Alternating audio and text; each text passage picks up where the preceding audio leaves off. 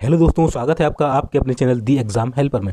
तो दोस्तों, आज के इस वीडियो में जो है हम आईबीपीएस आरआरबी पीओ के लिए जो 2021 में आपका इंटरव्यू होना है उसके लिए हम कुछ पॉइंट्स लेकर आए हैं, जो कि कोई भी जब इंटरव्यू होता है तो उसके लिए बहुत ही ज़्यादा आवश्यक है।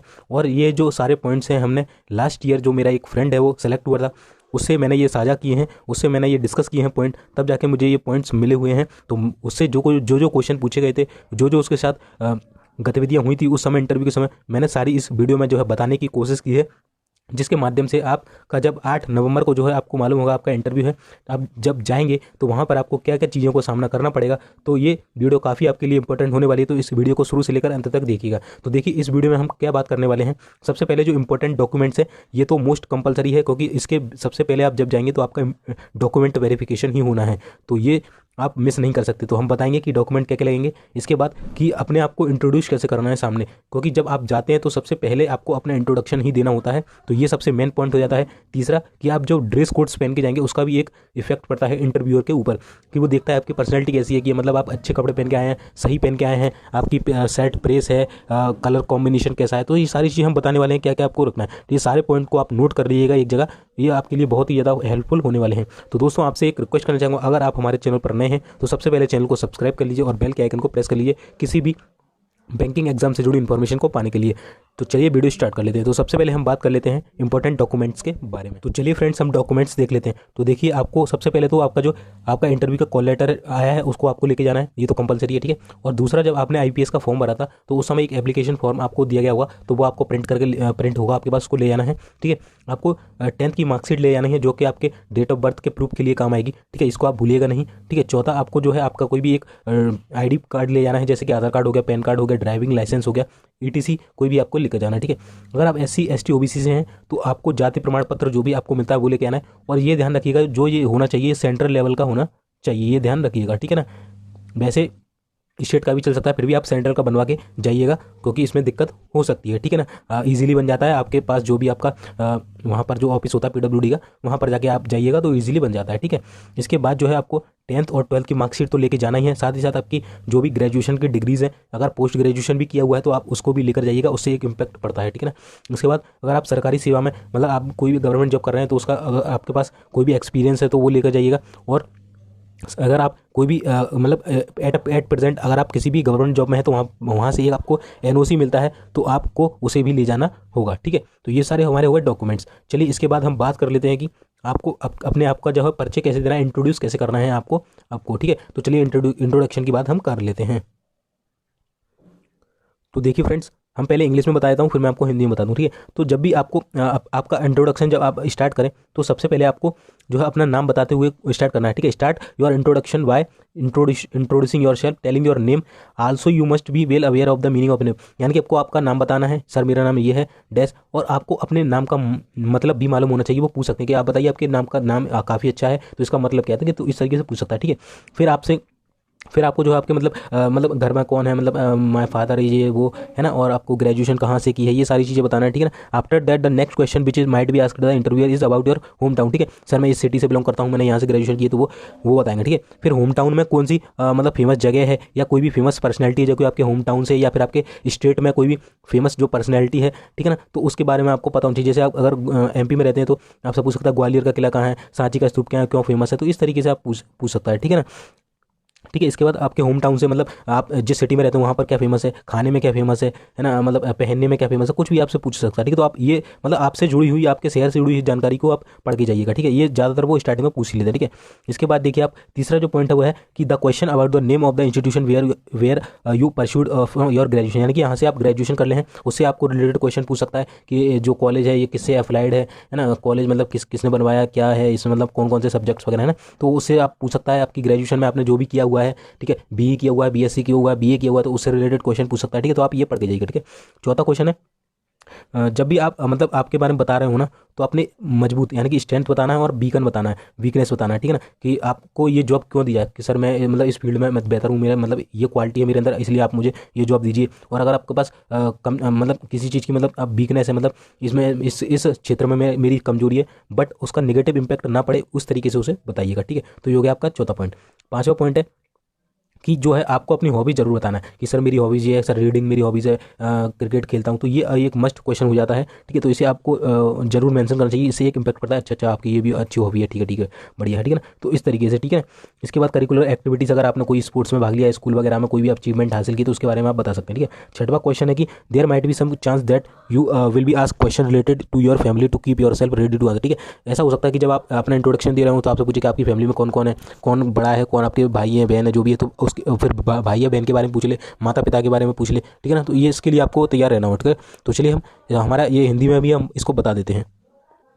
तो देखिए यहाँ पर हिंदी में ये वही चीज़ लिखी है कि आपको जो है अपना जो इंट्रोडक्शन है वो अपना नाम बताते हुए परिचय देना शुरू करें, साथ ही आपको आपके नाम का अर्थ से भी अच्छी तरह वाकिफ होना चाहिए। ठीक है, उसके बाद जो अगला प्रश्न पूछा है साक्षात्कार के द्वारा पूछा जाता है, तो वो आपके होम टाउन के बारे में होता है जहाँ से आप संबंधित हैं। और प्रश्न यह भी हो सकता है कि आपका होम टाउन किस लिए प्रसिद्ध है। ठीक है, और कोई भी व्यक्ति प्रसिद्ध है तो उसके बारे में बताइए कि जो शहर से ताल्लुक रखते हैं। ठीक है ना, होम टाउन से जुड़े सवाल पूछे जा सकते हैं, ये मैंने आपको बता दिया था। ठीक है, आप जिस संस्थान से आपने स्नातक की यानी ग्रेजुएशन की उसके बारे में क्या पढ़ाई की थी, कैसे क्या हुआ, मतलब इस तरीके से पूछ सकता है ग्रेजुएशन के बारे में। ठीक है ना, आपको आपके द्वारा आवेदन की गई नौकरी से संबंधित होगी। ठीक है ना, तो आप अगर कोई भी जो भी स्ट्रेंथ बताएं अपनी, तो वो नौकरी से संबंधित होनी। सर मेरी ये फील्ड में मजबूत हूँ तो मैं इसे जॉब में इसको यूज़ कर सकता हूँ, इस तरीके से, है ना। कमजोरी वगैरह जो भी है आप बताइएगा। ठीक है ना, और इसके बाद आपको हॉबीज़ के बारे में बताना है। ठीक है, आपके जो भी शौक्स वगैरह हैं, है ना, पाठ्येतर गतिविधियाँ जो भी हैं आपको बताना है। ठीक है ना, इसके बाद आपसे परिवार से जुड़े सवाल भी पूछे जा सकते हैं। तो ये हिंदी में हो गया। ठीक है, तो चलिए हम नेक्स्ट जो है हमारा देख लेते हैं। ठीक है, इंट्रोडक्शन हो गया। अब देख लेते हैं आपका जो ड्रेस कोड होना चाहिए वो क्या होना चाहिए। ठीक है, तो एक एक से हम देखेंगे। बॉयज़ के लिए अलग से देखेंगे, गर्ल्स के लिए अलग से देखेंगे। ठीक है, तो सबसे पहले हम लड़कियों के लिए देख लेते हैं। ठीक है, तो what dress should a girl wear for a bank interview. ठीक है ना, तो देखिए हल्के कलर के साफ सुथरे कपड़े होने चाहिए और प्रेस अवश्य करनी चाहिए। प्रेस तो आपको करनी ही चाहिए, चाहे आप लड़के हो चाहे लड़की हो। ठीक है ना, इसके बाद हल्के कलर के कपड़े, मतलब ये नहीं ज़्यादा चटके फटके, मतलब डार्क कलर के कपड़े नहीं पहना आपको, बिल्कुल लाइट कलर, बिल्कुल जो एक मतलब पर्सनैलिटी बताते हैं एक सभ्य इंसान की, मतलब बढ़िया जेंटल दिखना चाहिए एक तरीके से। ठीक है ना, उस तरीके से आपको कपड़े पहनने चाहिए, मतलब बहुत ही लाइट और डार्क नहीं पहनना चाहिए। ठीक है ना, इस तरीके से। और यदि आप सलवार सूट पहनते हैं तो सलवार व्हाइट या ऑफ वाइट कलर की होनी चाहिए, मतलब थोड़ी लाइट होनी चाहिए, है ना, या ब्लू, लाइट ब्लू है ना, तो इस तरीके से होना चाहिए। ठीक है, वहीं कुर्ती भी लाइट कलर से, लाइट पिंक या लाइट लेमन इत्यादि कलर का होना चाहिए। ठीक है, बाल अच्छे से बंधे हो, इस चीज़ का आप ध्यान रखें कि जो आपके बाल हैं खुले नहीं होने चाहिए, अच्छे तरीके से पेन वगैरह से जो भी आप करते हैं वो बंधे हुए होने चाहिए, इसका एक इम्पैक्ट पड़ता है बहुत ही अच्छा। ठीक है ना, इसके बाद हमेशा जूती पहने और ध्यान रखें जूती हील वाली ना हो। ठीक है ना, तो आपको सैंडल्स पहनकर नहीं जाने हैं, आपको जूती पहनकर जानी है, उसमें हील ना हो। ठीक है ना, सिंपल जूती पहन के जानी है, नॉर्मल। ठीक है ना, और एक छोटी सी वॉच भी आप पहन सकते हैं। वॉच तो आपको पहन के ही जाने हैं, चाहे आप बॉयज़ हो चाहे गर्ल्स हो, क्योंकि उससे आपको टाइम का पता चलता रहता है। क्योंकि जब आप मान के चलिए आपका इंटरव्यू है 11 बजे, मतलब 11 से 12 के बीच में अगर आपका इंटरव्यू होता है, अगर कोई उस समय दे रहा है और आपका नंबर आता है ठीक 12 बजे या 11:50 पे आता है, तो आपको यहाँ गुड मॉर्निंग बोलना है, वो 12 के बाद होता है तो आप गुड आफ्टरनून बोलना है, तो इसके लिए आपको ये वॉच भी पहनकर जाना चाहिए। ठीक है ना, तो चलिए हम नेक्स्ट देख लेते हैं। ठीक है, थोड़ा इंग्लिश में भी हम देख लेते हैं गर्ल्स के लिए। ठीक है, ठीक है, तो यहाँ पर लिखा हुआ है कि salwar kameez is the best choice, cotton salwar will give you attend an elegant look. ठीक है ना, सलवार कमीज पहन सकते हैं और कॉटन की है तो वो एक एलिगेंट लुक देगी। ठीक है, अवॉइड करना है आपको मिरर, है ना, और ये चुमकी वर्क वगैरह, लो नेकलेस वगैरह, ये कुछ भी नहीं पहनना है। ठीक है, दुपट्टा शॉल अगर आप सलवार सूट पहन के आ रहे हो तो मस्ट है, क्योंकि इससे आपका एक सभ्यता नजर आती है। ठीक है ना, एक सिंसियरिटी नजर आती है। ठीक है ना, उस तरीके से। ठीक है ना, और अच्छा भी लगता है। ठीक है, साड़ी के आप साड़ी भी पहन सकते हैं। ठीक है, अगर आप उसमें कंफर्टेबल हैं, और आपको साड़ी जब पहनना है जब आप उसे आपको प्रैक्टिस हो पहनने की, अगर आपने कभी नहीं पहनी है तो उस साड़ी को ना पहने बिल्कुल भी। ठीक है ना, इसके बाद leggings and jeans strict number है। ठीक है ना, फ्लैट सैंडल और cut shoes are perfectly okay, just be sure it goes well with your costume. ठीक है ना, कॉस्ट्यूम के साथ मैच होना चाहिए। ठीक है ना, इस तरीके से पहन के हील्स। ठीक है ना, हील्स कैन ऑल्सो भी used but keep let it medium, यानी कि हील्स ज़्यादा ऊंचे नहीं होने चाहिए। ठीक है ना, तो इसका ध्यान रखिएगा। ठीक है, आपको जो आपके बाल हैं वो अच्छी तरह से बंधे होने चाहिए हेडबैंड्स वगैरह से। ठीक है ना, और free hair is only 5 if mess, मतलब खुले बाल भी हो सकते हैं बट वो ज़्यादा मैसी नहीं होना चाहिए। ठीक है ना, तो ठीक है, आपको जो भी ज्वेलरी आपको पहन के जाए वो मिनिमम होना चाहिए या होना ही नहीं चाहिए यहाँ तक है। ठीक है ना, makeup is not necessary, just make sure you look fresh. ठीक है ना, मेकअप वगैरह ज़्यादा करके मत जाइएगा, तो उसका एक नेगेटिव इंपैक्ट पड़ सकता है। ठीक है ना, if you want to put on some makeup keep it low, avoid dark shades. ठीक है ना, तो आप ये ध्यान रखिए। ठीक है, चलिए हम लड़कों के लिए बात कर लेते हैं। लड़कियों के लिए तो हो गया। ठीक है, लड़कों के लिए आपको क्या करना है, अगर आप एक लड़के हैं तो आपको देखिए हमेशा फॉर्मल कपड़े पहनना है। ठीक है, कोई भी जींस वगैरह पहनकर मत जाइएगा, पहनकर जा सकते हैं बट वो थोड़ा मतलब फॉर्मल टाइप में ही होना चाहिए। ठीक है ना, तो उसका आप ध्यान रखें, विशेष फॉर्मल कपड़े पहन के जाएं।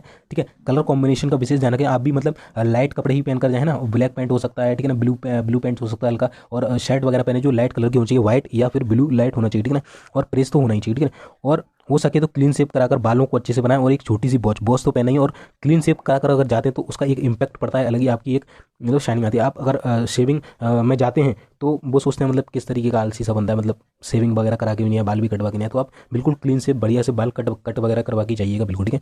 फॉर्मल पॉलिश शूज़ पहने, ये नहीं कि आपने फॉर्मल ड्रेस पहनी उसके ऊपर मतलब एक शूज़ पहन लिए पार्टी वियर वगैरह, तो ये नहीं करना है आपको, ठीक है ना। फॉर्मल ही शूज़ पहने, पॉलिश किए होने चाहिए। ध्यान रखें शूज़ में आवाज़ ना आ रही हो, ठीक है ना, कटपट नहीं आ रही हो, बिल्कुल साइलेंट मोड में होना चाहिए, ठीक है ना।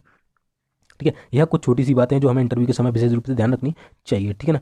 इससे क्या होता है कि हमारे इंटरव्यू पर काफ़ी इफेक्ट डालती हैं। इन बातों का ध्यान रखकर आप अपने पैरों को इंटरव्यू दीजिए और be confidence and believe in your self, हमेशा याद रखें, ठीक है ना। इसके बाद हम देख लेते हैं, चलिए इंग्लिश में भी मैं आपको थोड़ा बता देता हूँ बॉयज़ के लिए, ठीक है। तो देखिए यहाँ पर लिखा है कि फुल स्लीव शर्ट्स पहनना है आपको, ध्यान रखिएगा बॉयज़ के लिए, हाफ नहीं पहन के जाइएगा, ठीक है। और अवॉइड पार्टी और डिजाइनिंग बियर नहीं पहनना है। फॉर्मल पैंट पहनना है जो कि ब्लैक हो सकता है, ब्राउन, नेवी ब्लू हो सकता है, ग्रे कलर प्रेफर्ड, ठीक है। बेल्ट, नो ट्रेंडी बेल्ट नहीं पहना, बिल्कुल जो कैजुअल आता है ना, सिंपल बिल्कुल बेल्ट, वो पहनना है प्लेन वाला, ठीक है ना। ब्लैक और ब्राउन फॉर्मल शूज़ हो सकते हैं। Stay away from sports shoes, canvas या स्लीपर्स नहीं पहन कर जाना, ठीक है। टाई नॉट कंपलसरी, टाई आप पहन के जा भी सकते हैं, नहीं भी जा सकते, ठीक है ना, तो उसका कोई इंपैक्ट नहीं है, ठीक है ना। ठीक है, तो ये हो गया आपका, ठीक है। और आपको एक चीज़ और ध्यान रखना है कि आपकी जो शर्ट है वो शुड भी नीटली टक्ड, यानी कि जो आपकी जो शर्ट है और जो पैंट पहना है बिल्कुल मतलब ये नहीं कि कहीं से खिंच रही है ऊपर से, बिल्कुल एकदम से फिट होना चाहिए, बिल्कुल क्लीन, बिल्कुल मतलब ढंग से उसको फिट करके जाइएगा अंदर पैंट के, ठीक है ना। आपके जो बाल हैं वो कॉम्ब होने चाहिए, है ना। लॉन्ग हेयर्ड अगर हैं तो उन्हें जेल या ऑयल लगाकर सेट कर लीजिए, क्योंकि अगर आपके बाल उस समय पंखे से उड़ रहे हैं तो वो उसका एक नेगेटिव, जो इंटरव्यूअर उसका आपका जो ध्यान है इंटरव्यूअर का वो आपके बालों की तरफ जाएगा, तो वो आपको डिस्ट्रैक्शन हो सकता है, ठीक है ना। क्लीन शेप है ना, लुक इज़ अ मस्ट, ठीक है ना। तो मतलब क्लीन शेप में ज़्यादा ही बेटर रहेगा आपका, मतलब क्लीन शेप करा के जाए जहाँ तक है, ठीक है ना। तो ये हो गया हमारे, ठीक है। तो नेक्स्ट जो हमारा पॉइंट आखिरी में आपको बता देता हूँ कि जो फ्रिक्वेंटली आस्क्ड क्वेश्चन पूछे जाते हैं ज़्यादातर, मतलब हर एक जो कैंडिडेट्स उससे लगभग ये क्वेश्चन पूछा ही जाता है, ये बहुत ही ज़्यादा मोस्ट इंपॉर्टेंट होने वाले हैं आपके एग्जाम के लिए, ठीक है। तो इनको आप ध्यान रखिए। पहला है कि what can you do that no other candidate can do, कि आप हमारे लिए, हम आपको जॉब क्यों दें, क्योंकि हम आपको जॉब क्यों दें कि जो दूसरा उम्मीदवार नहीं कर सकता वो आप कर सकते हैं। तो ये आपको बताना होगा, सर मेरे उससे मतलब उससे तो नहीं सर, मेरे अंदर ये स्ट्रेंथ है, ये मतलब मैं कर सकता हूँ, इतना मैं उसको पॉजिटिवनेस दे सकता हूँ, अपना पूरा 100% दे सकता हूँ। तो इस तरीके से बताना है कि आपको दूसरों से बेहतर बताना है अपने आपको, ठीक है। दूसरा कि अगर आपकी कोई लास्ट जॉब थी तो उसमें आपने क्या उपलब्धियां हासिल की, एक सर मैं ये इस फील्ड में काम किया था, इस बैंक में किया था, इस एसएससी में किया था जॉब, जहाँ पे भी आपने किया तो उसमें क्या आपकी उपलब्धि रही कि सर मैंने ये अचीवमेंट किया, वहाँ से मुझे इतना प्रमोशन मिला, जो भी आपके वो बताना है, ठीक है ना। इसके बाद आपकी एजुकेशनल और वर्क रिलेटेड एक्सपीरियंस पूछा जा सकता है कि एजुकेशनल में क्या क्या किया है, आपने कहीं वर्क किया तो उससे रिलेटेड, है ना। Do you think most qualified you for this job, ठीक है। तो आपको ये बताना कि मतलब कि जो कि आपको जॉब क्वालिफाई करने के लिए काफ़ी हो, कि मतलब सर मैंने इस जॉब से ये एक्सपीरियंस लिया जो कि मैं आपको इस जॉब में दे सकता हूँ, जिससे मैं जो भी बैंक में पीओ बनने के बाद अपना पोटेंशियल इसमें दे सकता हूँ, जिससे मैं बैंक को एक नई ऊंचाइयों पर पहुँचाऊँ, इस तरीके से आपको बताना, ठीक है। इसके बाद आपसे पूछा जाएगा कि तो what are your long term career group, कि आपका चलिए आपका बैंक में हो जाता है तो उसके बाद आपका भविष्य में क्या गोल रहने वाला है, तो उसके लिए आपको प्रिपेयर होना चाहिए। आपको बताना चाहिए सर मैं बैंक में एज अ पीओ बनूंगा, फिर मैनेजर, सर मेरा एक ड्रीम है कि मैं बैंक मैनेजर बनूँ भविष्य में, मेरा सपना देखा था, इस तरीके से आपको बताना होगा। या फिर आपका कोई अदर गोल है तो वो भी आप बता सकते हैं, बट ध्यान रहे कि अगर बैंक से रिलेटेड होगा तो वो एक अच्छा इंपैक्ट डालेगा। तो आई होप दोस्तों ये वीडियो आपको जो है अच्छा लगा होगा, सारे ही मैंने इसमें पॉइंट्स आपको जो है वो बता दिए हैं, ठीक है ना। तो 8 नंबर को आपका जो है एग्जाम है, तो उसके लिए बेस्ट ऑफ लक मेरी तरफ से। अगर आपको कोई भी क्वेश्चन है तो आप कमेंट बॉक्स में पूछ सकते हैं। तब मिलते हैं, तब तक के लिए जय हिंद, जय भारत।